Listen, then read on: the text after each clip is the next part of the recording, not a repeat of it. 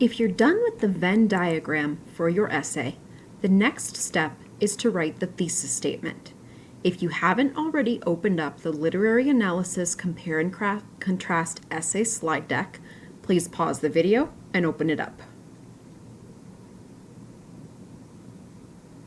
Next, you are going to navigate to slide 11 so that we can review what a thesis statement is.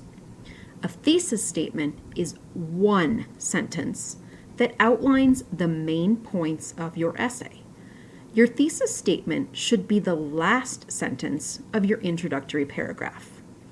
For our last essay, we wrote a thesis statement that was a claim and then reason 1, 2, and 3. For this thesis statement, it's going to be structured like this. Although blank and blank are similar, they are also different because. Let me show you an example. If you click to see my example thesis statement, you can see that I wrote mine about different pieces of literature than you, but in the same structure. My thesis statement is about Jonas from The Giver and the narrator of the poem Identity. Both of these characters value freedom and individuality. However, they're different because Jonas wants that freedom for other people too, but the narrator of Identity doesn't care about others. I took those ideas and put them together into one sentence. Although both characters value freedom and individuality, they differ in their attitudes towards other people.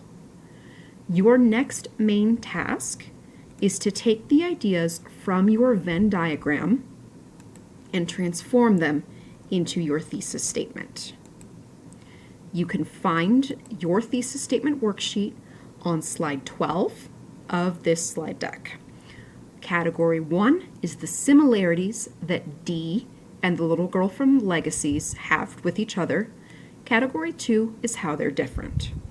You'll put them into one sentence that is similar to mine. You're welcome to look back at mine if you need to.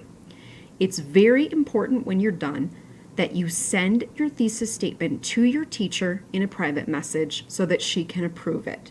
This is the most important sentence of your entire essay. So it's really, really important that you get it approved and that it's in good shape. At this point, you can go ahead and return to your packet and start working on slide 12. If you get stuck or you need some help, please make sure to send a message to your teacher. She's happy to help.